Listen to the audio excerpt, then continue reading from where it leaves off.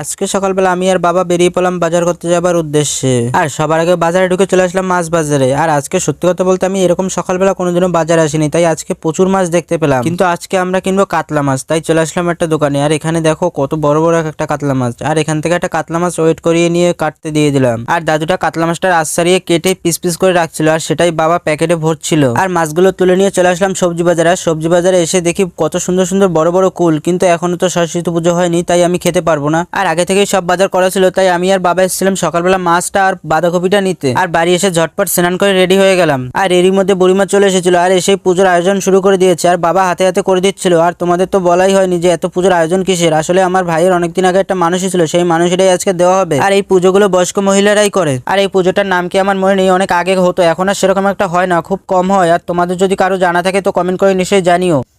অখণ্ড মুন্ডলাকারাং ভক্তম জনসরসরং তৎপদম দর্শিতম নতস্मै শ্রী